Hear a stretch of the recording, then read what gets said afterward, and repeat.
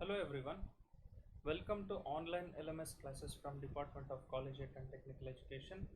This is for Diploma Civil Engineering students for second semester. The subject is Basic Surveying and the subject code is 20CE22P. And this session is for Unit 4, that is Chapter 4, and the chapter name is Leveling, and this is second session. So college ಮತ್ತು ತಾಂತ್ರಿಕ ಶಿಕ್ಷಣ ಇಲಾಖೆ ಅಡಿಯಲ್ಲಿ online LMS ಕ್ಲಾಸ್ಗಳಿಗೆ ತಮಗೆಲ್ಲರಿಗೂ ಸ್ವಾಗತ. So ಈ ಒಂದು online LMS class diploma civil engineering ಎರಡನೇ ಸೆಮಿಸ್ಟರ್ ವಿದ್ಯಾರ್ಥಿಗಳಿಗಿರುತ್ತೆ. ಸೊ ಈ ಒಂದು ಸೆಷನಲ್ಲಿ ನಾವು ಬೇಸಿಕ್ ಸರ್ವೇಯಿಂಗ್ ಅನ್ನೋ ಒಂದು ಸಬ್ಜೆಕ್ಟ್ ಬಗ್ಗೆ ಡಿಸ್ಕಸ್ ಮಾಡ್ತೀವಿ. ಅದರ ಕೋಡ್ 20CE22P ಆಗಿರುತ್ತೆ. ಈ ಒಂದು ಸೆಷನ್ ಕಂಟಿನ್ಯೂಷನ್ ಸೆಷನ್ನು ಯೂನಿಟ್ 4ದಾಗಿರುತ್ತೆ, ಲೆವೆಲಿಂಗ್ ಅನ್ನೋ ಚಾಪ್ಟರ್. ಸೊ ಈ ಒಂದು ಸೆಷನಲ್ಲಿ ಎರಡನೇ ಸೆಷನಲ್ಲಿ ನಾವು ಏನೇನು ಕಲಿತೀವಿ ಅನ್ನೋದಕ್ಕಿಂತ ಮುಂಚೆ let us just recall what we have learned in our previous ಸೆಷನಲ್ಲಿ ಏನೇನು ಕಲ್ತ್ವಿ ಅನ್ನೋದನ್ನು ಒಂದು ಜಸ್ಟ್ ರೀಕಾಲ್ ಮಾಡೋಣ. ಸೊ ಮೊದಲನೇದಾಗಿ ಇಂಟ್ರೊಡಕ್ಷನ್ ಟು ಲೆವೆಲಿಂಗ್ ಅಂದರೆ ಏನು ಅಂತ ಕಲ್ತ್ವಿ. Next terminologies, different important terminologies ಏನು ಅಂತೇಳಿ ಕಲ್ತ್ವಿ. ಸೊ ಅದನ್ನು ಟರ್ಮಿನಾಲಜೀಸ್ನ ನಮ್ಮ ಮುಂದಿನ ಸೆಷನ್ಸಲ್ಲಿ ಕೂಡ ನಾವು ಅದನ್ನು ರಿಪೀಟ್ ಮಾಡಬೇಕಾಗುತ್ತೆ. ನೆಕ್ಸ್ಟ್ ಲೆವೆಲ್ ಸರ್ಫೇಸ್ ಅಂತಂದ್ರೇನು, ಹಾರಿಜಾಂಟಲ್ ಆ್ಯಂಡ್ ವರ್ಟಿಕಲ್ ಸರ್ಫೇಸ್ ಅಂತಂದ್ರೇನು, ಡೇಟಮ್ ಅಂದ್ರೇನು, ಮತ್ತು different types of benchmarks ಬಗ್ಗೆ ಡಿಸ್ಕಸ್ ಮಾಡ್ತೀವಿ. Great trigonometrical survey benchmark, arbitrary benchmark, temporary benchmark, permanent benchmark, ಈ ಥರ ಬೆಂಚ್ ಮಾರ್ಕ್ಸ್ ಅಂತಂದ್ರೇನು ಅದ್ರ ಕೆಲವು ಟೈಪ್ಸ್ ಬಗ್ಗೆ ಕೂಡ ಡಿಸ್ಕಸ್ ಮಾಡ್ತೀವಿ. So these are the things we have discussed in our previous session. Now let us see what we are going to learn in this session. ಈ ಒಂದು ಸೆಷನಲ್ಲಿ ಏನೇನು ಕಲಿತೀವಿ ಅನ್ನೋದನ್ನು ಟೇಬಲ್ ಆಫ್ ಕಂಟೆಂಟ್ಸ್ನ ನೋಡ್ತಾ ಹೋಗೋಣ. So instruments used for levelling. So levelling ಅನ್ನೋದ್ರ ಬಗ್ಗೆ ಕಲ್ತ್ವಿ, terminologies ಕಲ್ತ್ವಿ, ಆಮೇಲೆ ಬೆಂಚ್ ಮಾರ್ಕು, ಈ ಥರ ಡಿಫ್ರೆಂಟ್ ಇಂಪಾರ್ಟೆಂಟ್ ಟರ್ಮಿನಾಲಜೀಸ್ ಕಲ್ತ್ವಿ. ಬಟ್ ಏನೇನು ಇನ್ಸ್ಟ್ರೂಮೆಂಟ್ಸ್ ಬೇಕು ಅನ್ನೋದನ್ನು ಈ ಒಂದು ಸೆಷನಲ್ಲಿ ನೋಡೋಣ.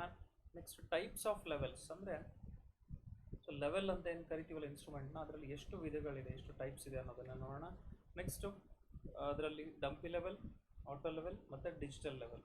ಸೊ ಇನ್ನೂ ಸುಮಾರು ಟೈಪ್ಸ್, ವೇ ಲೆವೆಲ್ ಅಂತ ಬರುತ್ತೆ, ಆಟೋಮ್ಯಾಟಿಕ್ ಲೆವೆಲ್ ಅಂತ ಬರುತ್ತೆ, ಸೊ ಆಬ್ನಿ ಲೆವೆಲ್ ಅಂತ ಬರುತ್ತೆ. ಈ ಥರ ಸುಮಾರು ಟೈಪ್ಸ್ ಇದೆ. But for your syllabus and for your subject these are the 3 types we are going to discuss. Next component parts of dumpy level. So these are the things we are going to discuss and also fundamental axes. So ಇದಿಷ್ಟು ಕಂಟೆಂಟ್ನ ನಾವು ಈ ಒಂದು ಸೆಷನಲ್ಲಿ ಕಲಿತೀವಿ. But so ನಾವು let us just try to start the content. So levelling ಅಂತ introduction, you can just look at the picture. ಈ ಥರ ನೀವು ಎಂಜಿನಿಯರ್ಸ್ನ, ಸೂಪರ್ವೈಸರ್ಸ್ನ ನೋಡ್ಬೋದು, ಅಬ್ಸರ್ವ್ ಮಾಡಿರ್ಬೋದು. Road construction, buildings, culverts, dams, bridges ಅಂತ. So next is instruments used for levelling. Levelling ಮಾಡಬೇಕು ಅಂದರೆ ನಮ್ಗೆ ಏನೇನು ಇನ್ಸ್ಟ್ರೂಮೆಂಟ್ಸ್ ಬೇಕು ಅಂತ. The instruments commonly used in direct levelling are a level. So ಇದನ್ನು ಡಂಪಿ ಲೆವೆಲ್ ಅಂತನಾದರೂ ಕರೀತಾರೆ, ಬಟ್ ಅಥವಾ ಬರೀ ಲೆವೆಲ್ ಅಂತಾದರೂ ನಾವು ಕರಿಬೋದು. ಸೊ ಎ ಲೆವೆಲ್ ಅನ್ನೋದು ಒಂದು ಇನ್ಸ್ಟ್ರೂಮೆಂಟ್ ಬೇಕು. Next a levelling staff. So ಈ ಲೆವೆಲ್ ಅನ್ನೋ ಇನ್ಸ್ಟ್ರೂಮೆಂಟಿಂದ ನಾವು ರೀಡಿಂಗ್ಸ್ನ ತಗೋಬೇಕಲ್ಲ. So difference in elevation, difference in height readings ತಗೋಬೇಕಲ್ಲ, ಅದಕ್ಕೆ ಲೆವೆಲಿಂಗ್ ಸ್ಟಾಫ್ ಅನ್ನೋ ಇನ್ಸ್ಟ್ರೂಮೆಂಟ್ ಬೇಕಾಗುತ್ತೆ. ಇದನ್ನು ಲೆವೆಲಿಂಗ್ ಸ್ಟಾಫ್ ಅಂತ ಕರಿತೀವಿ ನಾವು. So it is an improved version of your scale. ಡ್ರಾಯಿಂಗ್ಸಲ್ಲಿ ಉಪಯೋಗಿಸ್ತಿರೋ ನೀವು, ನಿಮ್ಮ ಕಾಂಪಾಸ್ ಬಾಕ್ಸಲ್ಲಿ ಉಪಯೋಗಿಸ್ತಿರಲ್ಲ, ಅದೇ ಥರನೇ ಸ್ಕೇಲು ಸ್ವಲ್ಪ ದೊಡ್ಡದಾಗಿರುತ್ತೆ. ಸೊ ಯೂಶ್ವಲಿ ಅದು 4 ಮೀಟರ್ ಹೈಟ್ ಮತ್ತು 3 ಮೀಟರ್ ಹೈಟಲ್ಲಿ ಅವೈಲೇಬಲ್ ಇದೆ. ಇಲ್ಲಿ ನೋಡಿ, ಸೊ ಇದು 1 ಮೀಟರ್, 2 ಮೀಟರ್, 3 ಮೀಟರ್ ಹೈಟ್. ಇದು ಫೋಲ್ಡಬಲ್ ಆಗಿರುತ್ತೆ, ಒಂದಕ್ಕೊಂದು ಒಳಗಡೆ ಫೋಲ್ಡಬಲ್ ಆಗಿರುತ್ತೆ. ಅದಕ್ಕೆ ನಿಮಗೆ ಇಷ್ಟು ಶಾರ್ಟಾಗಿ ಕಾಣಿಸ್ತಾ ಇದೆ. ಸೊ ಇದು 4 ಮೀಟರ್ ಹೈಟ್ ಯೂಶ್ವಲಿ ನಿಮ್ಮ ಕಾಲೇಜಸ್ಗಳಲ್ಲೆಲ್ಲ ಉಪಯೋಗಿಸುವಂಥದ್ದು. So this is best example for your levelling staff.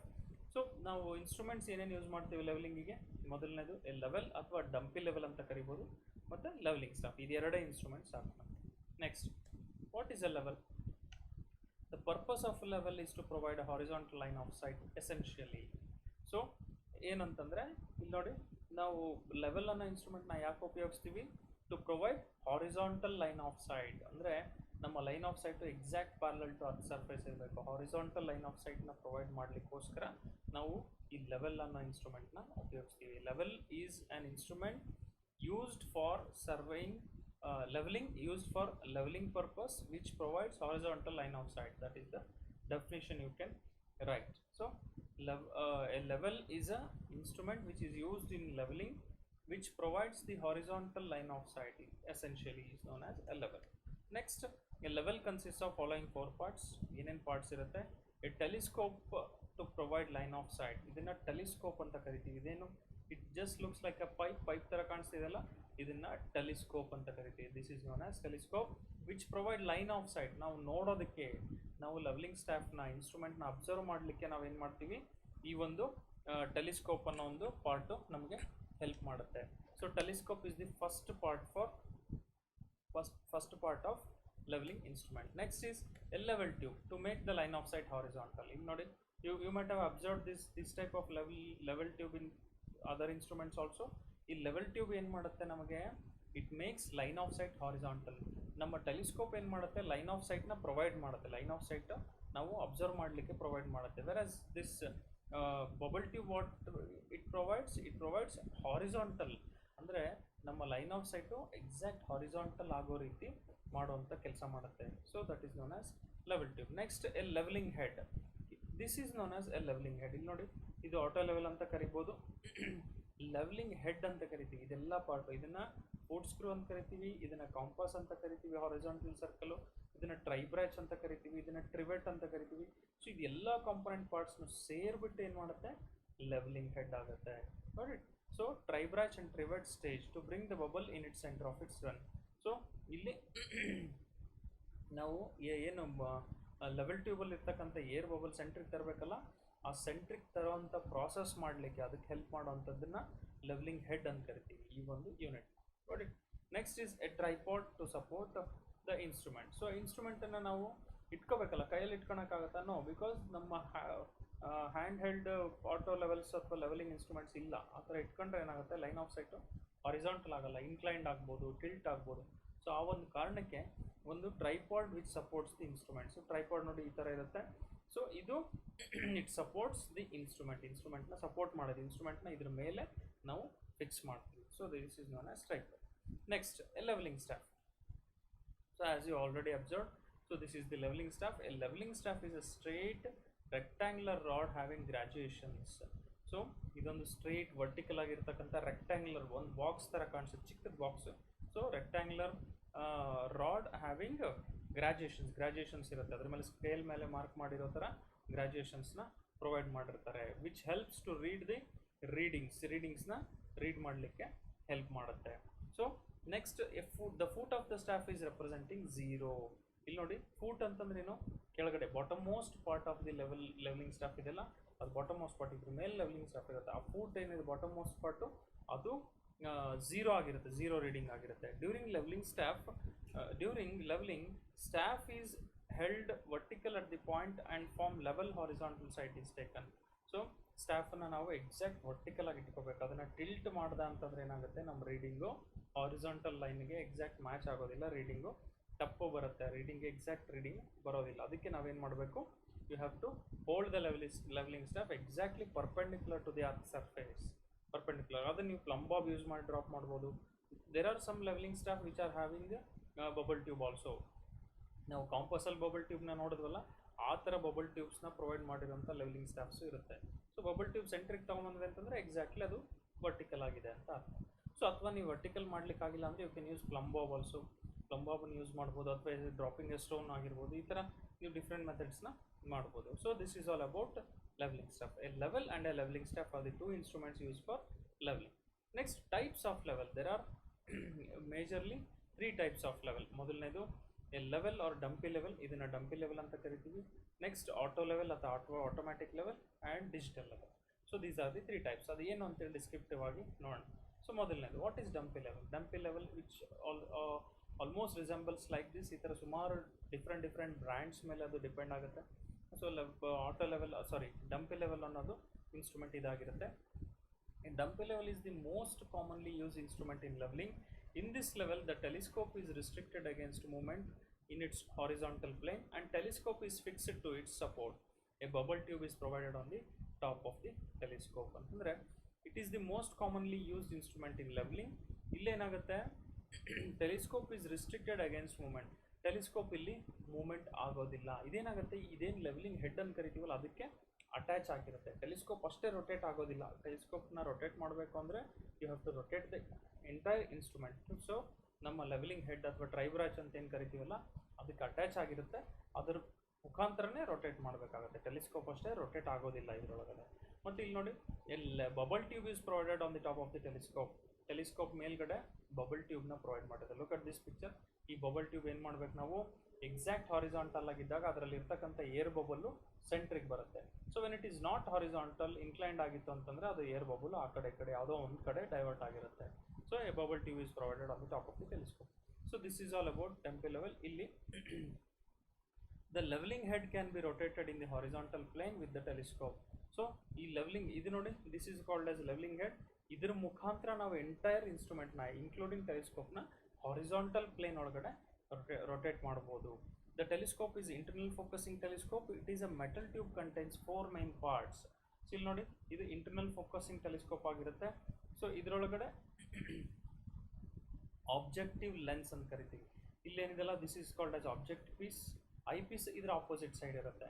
So ಈ ಆಬ್ಜೆಕ್ಟ್ ಪೀಸ್ ಏನಿದೆಲ್ಲ ಇದರೊಳಗಡೆ ಆಬ್ಜೆಕ್ಟಿವ್ ಲೆನ್ಸ್ ಇರುತ್ತೆ. So lens you all know, lens ಅಂತಂದರೆ it may be a convex lens or concave lens. Usually these are convex lens ಕೊಟ್ಟಿರ್ತಾರೆ. So ಈ lens ಏನು ಮಾಡುತ್ತೆ, ನಮಗೆ ಈಸಿಯಾಗಿ ದೂರದಲ್ಲಿರುವಂಥ ಆಬ್ಜೆಕ್ಟ್ ಹತ್ತಿರದಲ್ಲಿ ಕಾಣೋ ರೀತಿ ಮಾಡುತ್ತೆ. So this is known as objective lens. ಇದನ್ನು ಆಬ್ಜೆಕ್ಟಿವ್ ಲೆನ್ಸ್ ಅಂತ ಕರಿತೀವಿ. Next negative lens. So negative lens ಅಂತಂದರೆ ಈ ಆಬ್ಜೆಕ್ಟಿವ್ ಲೆನ್ಸ್ ಒಳಗಡೆ ಏನಿರುತ್ತಲ್ಲ, zoom in and zoom out ಮಾಡೋದನ್ನು ನೀವು ಅಬ್ಸರ್ವ್ ಮಾಡಬಹುದು. ಇವು ನಿಮ್ಮ ಕ್ಯಾಮ್ರಾಸ್ಗಳಲ್ಲಿ, ಸೊ ಏನು ನಿಮ್ಮ ಡಿಜಿಟಲ್ ಕ್ಯಾಮ್ರಾಸ್ ಇರುತ್ತಲ್ಲ ಅದರೊಳಗೆ ನೋಡಿರ್ತೀರ. ಸ್ವಲ್ಪ ಇವಾಗೆಲ್ಲ ಮೊಬೈಲಲ್ಲಿದೆ, ಅದು ನಮಗೆ ಕಾಣಿಸೋದಿಲ್ಲ. ಡಿಜಿಟಲ್ ಕ್ಯಾಮ್ಗೆ ಹೋದಾಗ ನೀವು ಅಬ್ಸರ್ವ್ ಮಾಡ್ಬೋದು ನೆಗೆಟಿವ್ ಲೆನ್ಸ್. ಸೊ ನಮ್ಮ ಲೆನ್ಸ್ ಒಳಗಡೆ ಹೊರಗಡೆ ಝೂಮ್ ಔಟ್ ಮಾಡಿದಾಗ ಒಳಗಡೆ ಹೋಗುತ್ತೆ, ಝೂಮ್ ಇನ್ ಮಾಡಿದಾಗ ಹೊರಗಡೆ ಬರುತ್ತೆ, ಆ ಥರ. ಸೊ ಈ ಥರ ನೆಗೆಟಿವ್ ಲೆನ್ಸ್ ಅಂತ ಕರಿಬೋದು. Next diaphragm. ಸೊ ಇಲ್ಲಿ ನೋಡಿ, ಲುಕ್ ಅಟ್ ದಿಸ್ ಡಯಾಫ್ರಾಮ್. ಈ ಡಯಾಫ್ರಾಮ್ ಕ್ಲೋಸ್ ಮತ್ತು open exactly it looks like a camera ಒಳಗೆ ಇರೋ ಥರ ಇರುತ್ತೆ ಈ diaphragm. So these are. Next is eye piece. ಇದನ್ನು ಐ ಪೀಸ್ ಅಂತ ಕರಿತೀವಿ. ಟೆಲಿಸ್ಕೋಪ್ನ ಒಂದು ಭಾಗದಲ್ಲಿ ಐ ಪೀಸ್, ಇನ್ನೊಂದು ಭಾಗದಲ್ಲಿ ಆಬ್ಜೆಕ್ಟಿವ್ ಲೆನ್ಸ್ ಇರುತ್ತೆ. ಸೊ ಇದು eye piece. These are the 4 main parts of telescope. So levelling head ಅಥವಾ ಟೆಲಿಸ್ಕೋಪ್ದು the telescope is internal focusing telescope. It is a metal tube containing 4 main parts. ಯಾವುದಾದ್ರು objective lens, negative lens, diaphragm and eye piece. So these are the different parts of telescope. Next objective lens. Objective lens ಅಂತಂದರೆ ಇನ್ನೂ detail ಆಗಿ ಹೋಗೋಣ. So objective lens should be made as a combination of crown glass and flint glass. Because of this, some defects like spherical aberration and chromatic aberration can be eliminated. A thin layer coating which has smaller reflective index than glass is provided on the objective lens to reduce the loss due to reflection. So ಈ objective lens provide ಮಾಡೋದ್ರಿಂದ ಏನಾಗುತ್ತೆ, reflection, light Sunrise ಅದರ ಮೇಲೆ ಬಿತ್ತು, so sunlight ತುಂಬ focusing ಬೀಳ್ತಿತ್ತು, ಅಥವಾ ಯಾವುದೋ ಒಂದು ವೆಹಿಕಲ್ ಲೈಟ್ ಅದರ ಮೇಲೆ ಬಿತ್ತು ಅಂದರೂ ಕೂಡ ಇಟ್ ಅವಾಯ್ಡ್ಸ್ ರಿಫ್ರಾಕ್ಟಿವ್ ಇಂಡೆಕ್ಸ್ನ ಅವಾಯ್ಡ್ ಮಾಡುತ್ತೆ. ಸೊ ನಮಗೆ ಆಬ್ಜೆಕ್ಟ್ ಅಥವಾ ಲೆವೆಲಿಂಗ್ ಸ್ಟಾಫು ತುಂಬ ಕ್ಲಿಯರಾಗಿ ಕಾಣೋ ರೀತಿ ಮಾಡುತ್ತೆ. So that is the objective of objective lens. Next negative lens. So negative lens, as you know, it is located at coaxial to the objective lens. So the optical axis of both the lenses are same. So objective lens ಮತ್ತು negative lens ಇದೆರಡರದ್ದು optical axis ಒಂದೇ ಲೈನಲ್ಲಿ ಇರುತ್ತೆ, but ಇದು ಏನಾಗುತ್ತೆ, diagonally opposite ಆಗಿ divert ಆಗೋ ರೀತಿ ಇರುತ್ತೆ. So that is all about negative lens. Next is diaphragm. So it is fitted inside the main tube which contains cross hairs, vertical and horizontal, and these are adjusted by capstan headed screws. ಅಂತಂದರೆ ಇಲ್ಲಿ ನೋಡಿ, look at this. ಇದನ್ನು cross hairs ಅಂತ ಕರಿತೀವಿ. ಇದೇನು objective ಲೆನ್ಸನ್ನು ನೀವು I ಪೀಸಿಂದ observe ಮಾಡಿದ್ರೆ objective lens ಒಳಗಡೆ ಈ ಥರ ಪ್ಲಸ್ ಮಾರ್ಕಲ್ಲಿ ಇರ್ತಕ್ಕಂಥ ಕ್ರಾಸ್ ಹೇರ್ಸ್ ಕಾಣುತ್ತೆ. Very thin line. ಸೊ ಕೆಲವು ಆಬ್ಜೆಕ್ಟಿವ್ ಗ್ಲಾಸಲ್ಲಿ ಬರೀ ಪ್ಲಸ್ ಮಾರ್ಕಲ್ಲಿ ಇರುತ್ತೆ, ಕೆಲವು ಕಡೆ ಈ ರೀತಿ ಹಾರಿಜಾಂಟಲ್ 1 ಲೈನು, ವರ್ಟಿಕಲ್ 3 ಲೈನ್ಸ್ ಇರುತ್ತೆ, ಕೆಲವು ಕಡೆ ಹಾರಿಜಾಂಟಲ್ ವರ್ಟಿಕಲ್ 2 ಲೈನ್, ಕೆಲವು ಕಡೆ ವರ್ಟಿಕಲ್ 1 ಲೈನು, ಹಾರಿಜಾಂಟಲ್ 3 ಲೈನು, ಕೆಲವು ಕಡೆ ಈ ರೀತಿನೂ ಇರುತ್ತೆ, ಹಾರಿಜಾಂಟಲ್ 1 ಲೈನು, ವರ್ಟಿಕಲ್ಲು ಟಾಪ್ ಹಾಫಲ್ಲಿ 1, ಆಮೇಲೆ ಬಾಟಮ್ ಹಾಫಲ್ಲಿ 2. ಈ ಥರ ಡಿಫ್ರೆಂಟ್ ಕ್ರಾಸ್ ಹೇರ್ಸ್ ಕೂಡ ಇರುತ್ತೆ. Got it? So this is all about diaphragm. Diaphragm ಒಳಗಡೆ the cross hairs are made of dark metal as filament wires which are inserted in diaphragm ring in exact position. For steadier leveling purposes, extra 2 horizontal crosses are provided above and below the horizontal wire. So thin metallic wires ಅದು cross hairs ಅಂತಂದರೆ ಅದು ಪೆನ್ಸಿಲಿಂದನೋ ಪೆನ್ನಿಂದನೋ ಅಥವಾ ಮಾರ್ಕರಿಂದನೋ mark ಮಾಡಿರೋಲ್ಲ. These are thin metallic wires provided on the object glass ಒಳಗಡೆ thin metallic ವೈರ್ಸ್ನ ಪ್ರೊವೈಡ್ ಮಾಡಿರ್ತಾರೆ. ಅದನ್ನು ಕ್ರಾಸ್ ಹೇರ್ಸ್ ಅಂತ ಕರಿತೀವಿ. Crosses different types different levelling instruments ಒಳಗಡೆ ಬರುತ್ತೆ. Got it. So this is all about diaphragm. Next is eye piece. So eye piece you all know. So ನಾವು ಯಾವುದರಿಂದ ನೋಡ್ತೀವಲ್ಲ, ನಾವು ಯಾವುದರಿಂದ ಕಣ್ಣನ್ನು ಹತ್ರ ತೊಗೊಂಬಂದು ನೋಡ್ತೀವಲ್ಲ ಅದನ್ನು ಐ ಪೀಸ್ ಅಂತ ಕರಿತೀವಿ. Eyepiece lenses enable the ability to sight the object together with crosshairs. The image seen through eyepiece is magnified and inverted. Some eyepieces erect the image into a normal view and those are called as erecting eyepieces.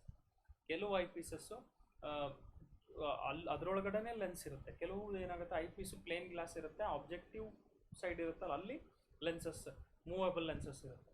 So ಐಪೀಸು ಎರಡು ಥರದ್ದು ಬರುತ್ತೆ. So which is normal tinted glass ಅಥವಾ ಅದರೊಳಗಡೆ lens ಕೂಡ provide ಮಾಡ್ಬೋದು. High magnifying eyepieces ಆದರೆ ಅದರೊಳಗೆ ಲೆನ್ಸಸ್ನ ಪ್ರೊವೈಡ್ ಮಾಡ್ತಾರೆ. So this is all about IPs.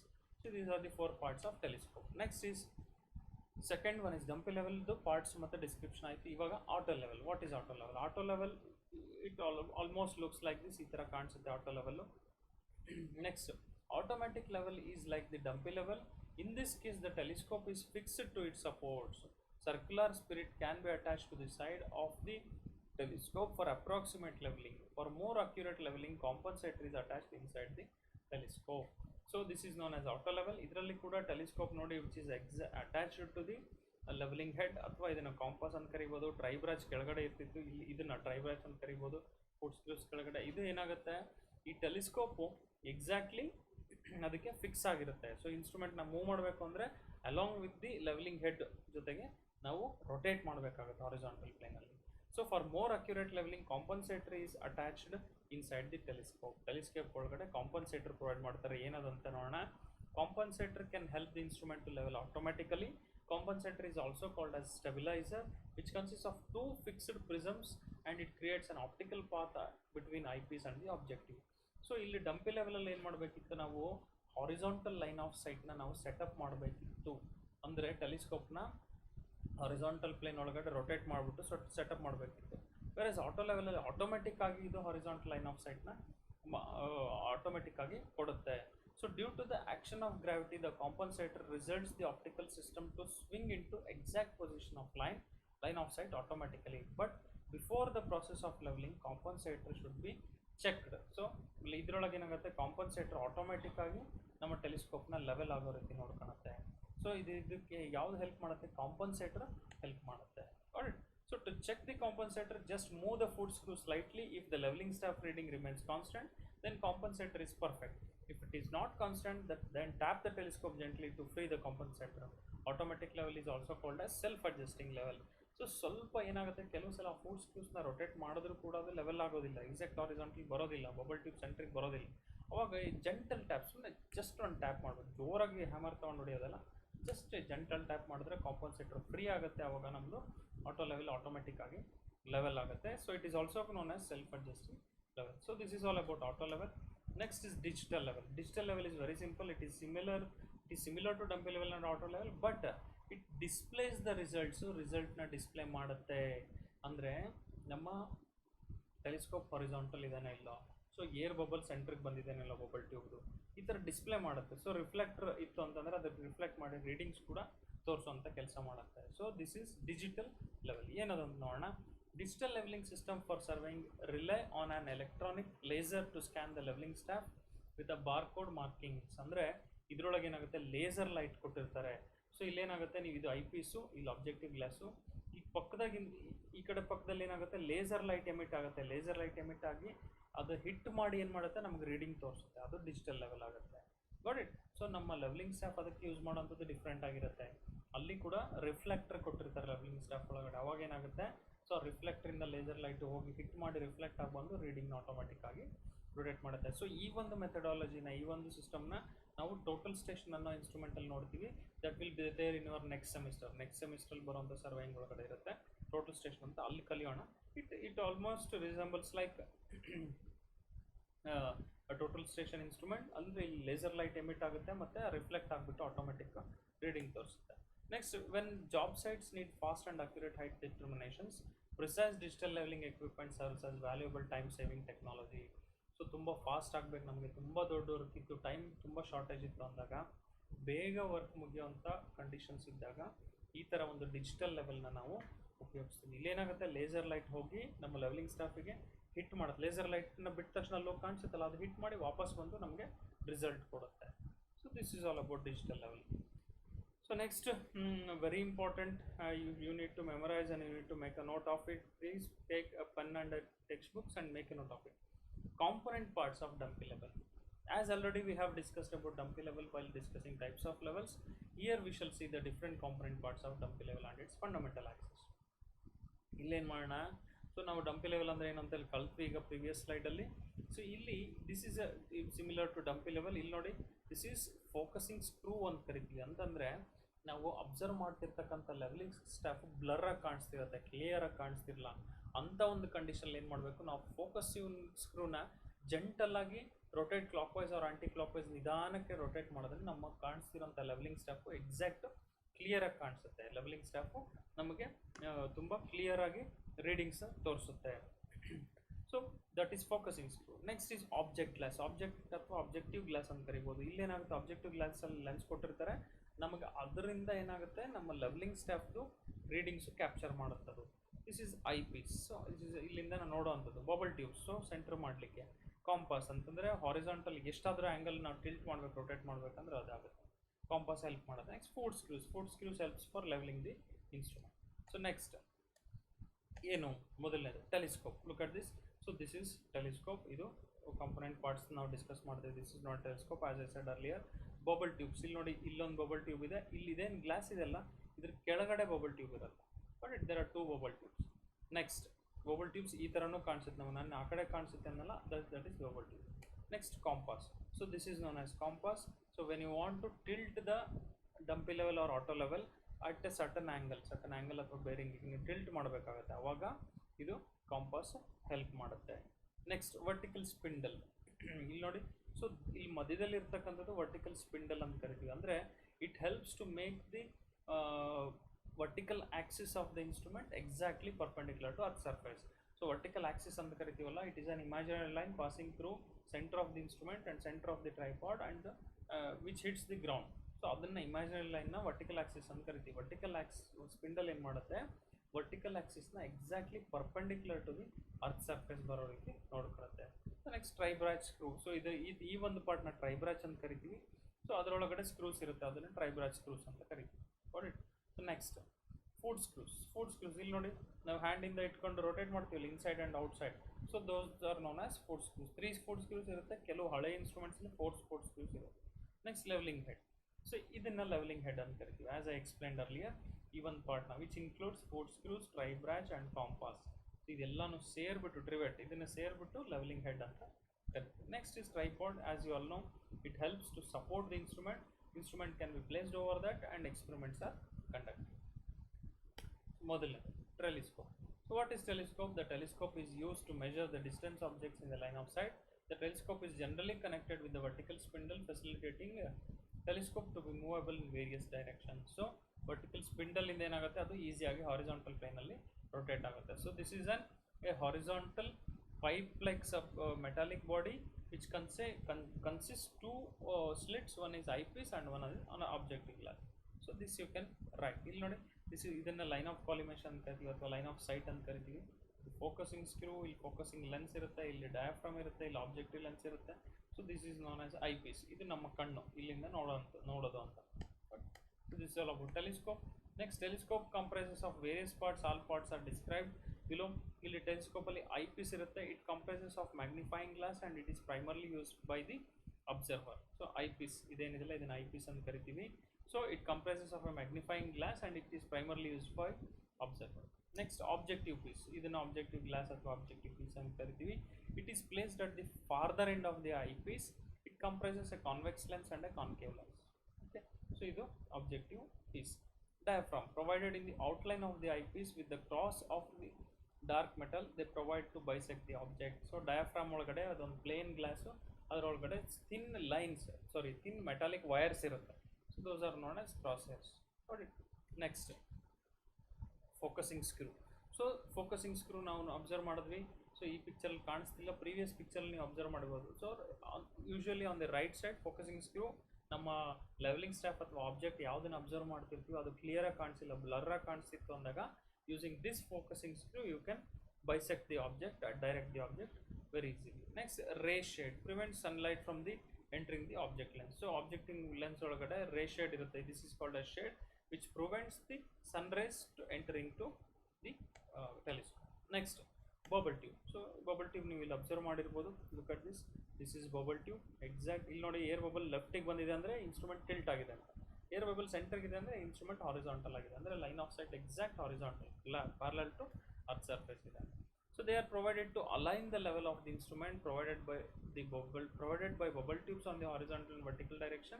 The instrument is ready to survey when both the directions of bubbles are in center. So ನೀವು ಒಂದು ಡೈರೆಕ್ಷನ್ ಮಾಡಿದಾಗ ಬಬಲ್ ಟ್ಯೂಬ್ ಸೆಂಟರ್ ಮಾಡ್ತೀರಿ, ಇನ್ನೊಂದು ಡೈರೆಕ್ಷನ್ ಮಾಡಿದಾಗೂ ಸೆಂಟರ್ ಮಾಡ್ದ ಅಂತಂದರೆ ಸೊ ಅದು ನೀವು ಟೆಂಪರರಿ ಅಡ್ಜಸ್ಟ್ಮೆಂಟಲ್ಲಿ ಹೇಳ್ಕೊಡ್ತೀವಿ ನಾವು. ಸೊ ಅದು ಎರಡೂ ಡೈರೆಕ್ಷನ್ಲಿ, ಎಲ್ಲ ಡೈರೆಕ್ಷನ್ಲಿ ನಮ್ಮ ಏರ್ ಬಬಲ್ ಎಕ್ಸಾಕ್ಟ್ ಇದ್ರ ಸೆಂಟರ್. ನೀವು ಈ ಟೆಲಿಸ್ಕೋಪ್ನ ಯಾವ ರೀತಿ ತಿರುಗಿಸಿದ್ರು ಕೂಡ ಏರ್ ಬಬಲ್ ಸೆಂಟ್ರಲ್ ಇದೆ ಟೆಲಿಸ್ಕೋಪ್ ಅಂತಂದರೆ ಸೊ ಅವಾಗ ನಮ್ಮ ಇನ್ಸ್ಟ್ರೂಮೆಂಟ್ ಎಕ್ಸಾಕ್ಟ್ ಲೆವೆಲ್ ಆಗಿದೆ ಅಂತ. So that is all about bubble tube. Next is try branch. ಇಲ್ಲಿ ನೋಡಿ, so this is known as try branch. ಇಲ್ಲಿ ನೋಡಿ, look at this tri branch. It somewhat looks like this. ಇದನ್ನ open ಮಾಡಿ ನೋಡಿದಾಗ ಈ ಥರ ಕಾಣಿಸುತ್ತೆ. So what is tri branch? It is a parallel to leveling head and primarily utilized to adjust the horizontal level of instrument. The trivet is connected to 4 screws. So tri branch ಮತ್ತೆ ಟ್ರಿವೆಟ್, ಇದನ್ನು ಟ್ರಿವೆಟ್ ಅಂತ ಕರಿತೀವಿ. ಇಲ್ಲಿ ನೋಡಿ, levelling head ಅಥವಾ ಟ್ರಿವೆಟ್, ಇದೆರಡನ್ನು connect ಮಾಡೋದೇ 4 screws ಆಗಿರುತ್ತೆ. 4 ಸ್ಕ್ರೂಸೇ ಇದನ್ನು ಕನೆಕ್ಟ್ ಮಾಡುತ್ತೆ ಇವೆರಡು. What it? So next levelling head. So this is known as levelling head. ಇದನ್ನು ಈ ಮೂರನ್ನು ಸೇರಿ ಲೆವೆಲಿಂಗ್ ಹೆಡ್ ಅಂತ ಕರಿತೀವಿ. Is also known as a trivet. It comprises of 2 triangular plates aligned parallel to each other, comprises of grooves to hold the 4 screws. So ಇಲ್ಲಿ ನೋಡಿ, ಈ ಗ್ರೂವ್ಸ್ನ ಪ್ರೊವೈಡ್ ಮಾಡಿದ್ದಾರೆ. Look at this, these are known as grooves. ಇದು ಯಾಕೆ ಕೊಟ್ಟಿರ್ತಾರೆ? 4 ಸ್ಕ್ರೂಸ್ನ ಅದ್ರ ಮೇಲೆ ಹೋಲ್ಡ್ ಮಾಡಲಿಕ್ಕೆ, ಇಟ್ಕೊಳೋದು. So this is all about levelling head. Next is 4 screws. So look at this. So ಇದನ್ನು 4 ಸ್ಕ್ರೂ ಅಂತ ಕರಿತೀವಿ ನಾವು. ದೀಸ್ ಆರ್ ನೋನ್ ಆಸ್, ಇಲ್ಲಿ ಇರ್ತಿದ್ದಾರಲ್ಲ ಇದನ್ನು 4 ಸ್ಕ್ರೂ. ಯೂಶಲಿ 3 4 ಸ್ಕ್ರೂಸ್ ಇರುತ್ತೆ. So these 4 screws are use to calibrate the instrument through the bubble tube. ಅಂದರೆ ಈ ಬಬಲ್ ಟ್ಯೂಬ್ ಎಕ್ಸಾಕ್ಟ್ ಸೆಂಟ್ರಿಗೆ ತರಲಿಕ್ಕೆ, ಇನ್ಸ್ಟ್ರೂಮೆಂಟ್ನ ಲೆವೆಲ್ ಮಾಡಲಿಕ್ಕೆ, ಲೈನ್ ಆಫ್ ಸೈಟ್ನ ಹಾರಿಜಾಂಟಲ್ ಮಾಡಲಿಕ್ಕೆ, ಲೈನ್ ಆಫ್ ಕಾಲಿಮೇಷನ್ನ ಹಾರಿಜಾಂಟಲ್ ಮಾಡಲಿಕ್ಕೆ ಈ 4 ಸ್ಕ್ರೂನ ನಾವು ಉಪಯೋಗಿಸ್ತೀವಿ. It adjusting 4 screws one can calibrate tribrach plate to ensure the bubble tube is at the centre. 4 screws R operated. 4 ಸ್ಕ್ರೂಸ್ನ ಆಪರೇಟ್ ಮಾಡಿಬಿಟ್ಟು ನಾವು ಏರ್ ಬಬಲ್ನ ಸೆಂಟ್ರಿಗೆ ತರ್ತೀವಿ ಲೆವೆಲ್ ಟ್ಯೂಬ್ ಒಳಗಡೆ. So this is all about 4 screw. Next is tripod. So it is a supporting medium of complete dumpy ಲೆವೆಲ್ದು supporting medium ಆಗಿರುತ್ತೆ. ಸೊ ಅದು ಸಪೋರ್ಟ್ ಮಾಡುತ್ತೆ, ಇನ್ಸ್ಟ್ರೂಮೆಂಟ್ನ ಹೋಲ್ಡ್ ಮಾಡಿ ಇಟ್ಕೊಳುತ್ತೆ. Comprising of 3 legs made up of hollow steel sections or light or hardwood. Steel shoes provided at the foot ensures that the tripod is immobile with slight jerks. ಇಲ್ಲಿ ನೋಡಿ, ಈ bottom most part of the 4 screw, leg of the 4 screw ಏನಾಗಿರುತ್ತೆ, some sharp edge ಇರುತ್ತೆ, ಸ್ವಲ್ಪ sharp edge. ಯಾಕೆ?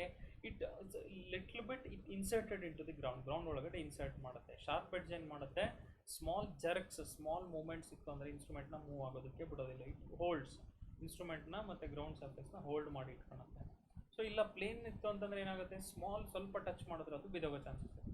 So for that reason tripod is provided with the sharp edged sections at the bottom ಅಥವಾ at the foot of the tripod. But ಇದು usually hollow steel section ಆಗಿರುತ್ತೆ, ಒಳಗಡೆ hollow ಇರುತ್ತೆ, ಮೇಲೆ coated ಆಗಿರುತ್ತೆ. So this is all about tripod. Next circular compass. ಇಲ್ಲಿ ನೋಡಿ, look at this is known as compass. ಇಲ್ಲಿ ಗ್ರಾಜುಯೇಷನ್ಸ್ ಇದೆ, ಅಬ್ಸರ್ವ್ ಮಾಡ್ಬೋದು ನೀವು. ಸೊ ದಿಸ್ ಸರ್ಕ್ಯುಲರ್ ಕಾಂಪಾಸ್ ಏನು ಮಾಡುತ್ತೆ, ಇಲ್ಲಿ ಒಳಗಡೆ ತೋರಿಸಿದೆ. ಸೊ ದಿಸ್ ಸರ್ಕ್ಯುಲರ್ ಕಾಂಪಾಸ್ ಏನು ಮಾಡುತ್ತೆ, ನಾವು ಯಾವುದೋ ಆ್ಯಂಗಲ್ ಒಳಗಡೆ, ಫಾರ್ ಎಕ್ಸಾಂಪಲ್ ಒಂದು 30 ಡಿಗ್ರಿ ಆ್ಯಂಗಲ್ ಒಳಗಡೆ ನಾವು ಟೆಲಿಸ್ಕೋಪ್ನ ಟರ್ನ್ ಮಾಡಬೇಕಾಗಿರುತ್ತೆ. ಸೊ ಅವಾಗ ಈ ಕಾಂಪಾಸ್ ಹೆಲ್ಪ್ ಮಾಡುತ್ತೆ. It is use to determine the magnetic bearing of a line of the path of the survey. The compass comprises of pointer on the marking of the directions. The compass is aligned for the magnetic bearing in the north direction. So usually ಅದು compass ಏನು ಮಾಡುತ್ತೆ, north ಡೈರೆಕ್ಷನಲ್ಲಿ ತೋರಿಸ್ತಾ ಇರುತ್ತೆ.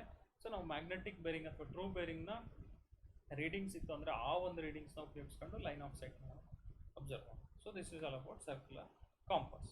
So these are the different component parts of dumpy level ಅಥವಾ leveling instrument. Next, fundamental axes of level. So axes ಅಂತಂದರೆ ಅದು ನಮ್ಮ ಕಣ್ಣಿಗೆ ಕಾಣೋದಿಲ್ಲ. These are all imaginary lines. Axis is one singular line. So ನೀವೆಲ್ಲ ಗ್ರಾಫ್ ಹಾಕಬೇಕಾದ್ರೆ physics ಒಳಗಡೆ, mathematics problems ಒಳಗಡೆ ಅಬ್ಸರ್ವ್ ಮಾಡಿರ್ತೀರಾ, ವರ್ಟಿಕಲ್ ಆಕ್ಸಿಸ್, ಹಾರಿಜಾಂಟಲ್ ಆಕ್ಸಿಸ್ ಅಂತ ಕರಿತೀವಿ, correct? So axis is a single line, axes is a plural word. Axis number of ಆಕ್ಸಿಸ್ನ ಸೇರಿಸಿದಾಗ ಅದು ಆಕ್ಸಸ್ ಆಗುತ್ತೆ. So fundamental axis of the level.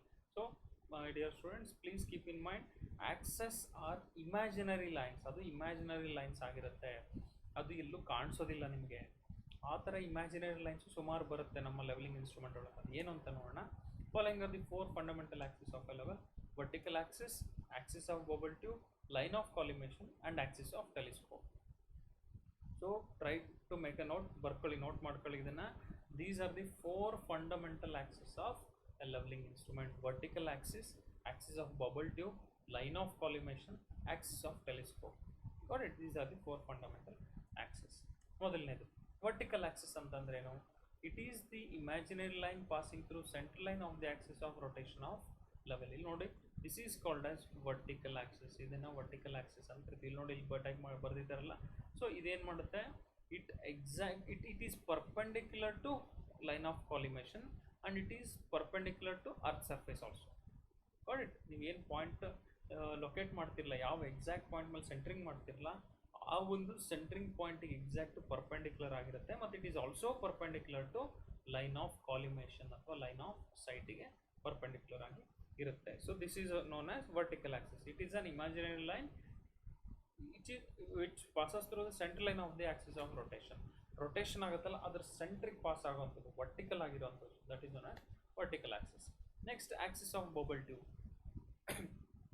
So ಅಂದರೆ it is an imaginary line tangential to the longitudinal curve of the tube at its middle point. It is horizontal when the bubble is at center. ನಾವು air bubble ಏನಿರುತ್ತಲ್ಲ level tube, bubble tube ಒಳಗಡೆ ಇಲ್ಲಿ ನೋಡಿ, look at this is bubble tube. Air bubble ಸೆಂಟ್ರಿಗೆ ಬಂದಾಗ ಈ centre of this bubble ಟ್ಯೂಬ್ಗೆ tangential ಆಗಿ ಹೋಗುವಂಥ ಲೈನ್ನ ಆಕ್ಸಿಸ್ ಆಫ್ ಬಬಲ್ ಟ್ಯೂಬ್ ಅಂತ ಕರಿತೀವಿ. Which will be horizontal when the air bubble is at the centre of the telescope. Got it? So air bubble ಸೆಂಟ್ರಿಗೆ ಅಂತಂದರೆ ಒಂದು axis of bubble tube horizontal ಆಗಿರುತ್ತೆ, ವಿಚ್ ಇಸ್ ಟ್ಯಾಂಜೆನ್ಷಿಯಲ್ ಆಗಿರುತ್ತೆ. So this is all about Axis of bubble tube. Next is line of collimation or line of sight. So this I have explained many times. It is the imaginary line passing through center of the objective glass and center of the eyepiece. So it is a line joining the intersection of crosshairs and the optical center of the object glass. ಇಲ್ಲಿ ನೋಡಿ, cross hairs ಇರುತ್ತಲ್ಲ, ನಮಗೆ cross hairs plus ಮಾರ್ಕಲ್ಲಿ ಅದರ ಸೆಂಟ್ರಿಗೆ pass ಆಗುವಂಥದ್ದು, ಸೆಂಟ್ರಿಗೆ ಮತ್ತು centre of the object glass. ಇದು ಆಬ್ಜೆಕ್ಟ್ ಗ್ಲಾಸ್ ಇದೆಲ್ಲ, this is objective or object glass. ಇದ್ರ ಸೆಂಟ್ರು ಮತ್ತು ಐಪೀಸ್ ಸೆಂಟರ್ ಅಥವಾ ಕ್ರಾಸ್ ಹೇರ್ ಸೆಂಟ್ರಿಗೆ ಹೋಗೋದನ್ನು ನಾವು ಲೈನ್ ಆಫ್ ಕಾಲಿಮೇಷನ್ ಅಥವಾ ಲೈನ್ ಆಫ್ ಸೈಟ್ ಅಂತ ಕರಿತೀವಿ. So it will be exactly parallel to earth surface when the line of sight when the air bubble is at the centre of the bubble tube. So centre of the bubble tube ಮಧ್ಯದಲ್ಲಿ air bubble ಬಂತು ಅಂದಾಗ line of collimation ಏನಾಗುತ್ತೆ, horizontal ಇರುತ್ತೆ, which will be perpendicular to vertical axis. Vertical ಆಕ್ಸಿಸ್ಗೆ exactly perpendicular ಆಗಿರುತ್ತೆ, 90 degree ಆಗಿರುತ್ತೆ. And the last axis is axis of telescope. It is the line joining the optical center of the object glass and the center of the eyepiece. So now axis of the telescope ಮತ್ತು line of collimation difference ಏನು ಅಂದರೆ, line of sight will be horizontal, axis of telescope ಅದು ಯಾವುದೇ ಕಡೆ tilt ಆದರೂ ಕೂಡ ಅದು ಅದೇ ಲೈನಲ್ಲಿ ಇರುತ್ತೆ. ಅಂದರೆ it is a line joining the optical center of the object glass and center of the eyepiece. So eyepiece centre ಮತ್ತು ಆಬ್ಜೆಕ್ಟ್ ಗ್ಲಾಸ್ ಸೆಂಟರ್ ಪಾಸ್ ಆಗುವಂಥದ್ದು. So this is known as axis of the telescope. Okay, so these are the 4 fundamental axes available in your leveling instrument, which you have to keep in your mind. You have to memorize all these 4 axes. There are so many questions arised in your previous examination question papers, so you need to try to memorize and make a note of these things. Alright, so I hope we have covered the contents of this session. Table of content na ನಾವು cover ಮಾಡಿದೀವಿ ಅಂತ ಅನ್ಕೋತೀನಿ. So before winding up, let us just tell you that these are the reference textbooks we have referred for preparing this content and video. ಈ ಎಲ್ಲ ಕಂಟೆಂಟ್ಸ್ನ prepare ಮಾಡಲಿಕ್ಕೆ ನಿಮ್ಗೆ ಈ video ಜೊತೆಗೆ ಟೈಪ್ಡ್ ನೋಟ್ಸ್ ಸಿಗುತ್ತೆ, ಮತ್ತು ಈ ಪಿ ಪಿ ಟಿ ಏನು ನಾವು ಡಿಸ್ಪ್ಲೇ ಮಾಡಿದ್ವಲ್ಲ, ಈ ಪಿ ಪಿ ಟಿ ಕೂಡ ನಿಮ್ಗೆ ಅವೈಲೇಬಲ್ ಆಗಿರುತ್ತೆ. ಸೊ ಇದೆಲ್ಲನೂ ಪ್ರಿಪೇರ್ ಮಾಡಲಿಕ್ಕೆ ಕೆಲವು MCQs, ಮಲ್ಟಿಪಲ್ ಚಾಯ್ಸ್ ಕ್ವಶನ್ಸ್ ಕೊಡ್ತೀವಿ ನಾವು, ಕ್ವಶನ್ ಆ್ಯಂಡ್ ಆನ್ಸರ್ಸು. ಸೊ ಅದೆಲ್ಲನೂ ಪ್ರಿಪೇರ್ ಮಾಡಲಿಕ್ಕೆ we have referred these text books. So ಒಂದೆರಡು let me read. Surveying volume 1 and 2 by Duggal, and which is Tata McGraw-Hill Publications. Subramaniam R by Surveying and Leveling. Next, BC Punme. This is the best textbooks as per my knowledge. I have referred this textbook for the major content development. TP Connector is also a good book. Aurora is also a good book with a good author. Basak, Agar. So these are the different textbooks we have referred for preparing the content, and I would like to suggest you to purchase any of these textbooks and keep in your bag. So these are the textbooks, and this is our team which we have put our efforts for preparing this content. Myself Anil Kumar BS and one more person, Mr. Mohammad Abidullah. We both have prepared this content, and I would like to thank you everyone. We'll continue the remaining part in our next session. Thank you everyone.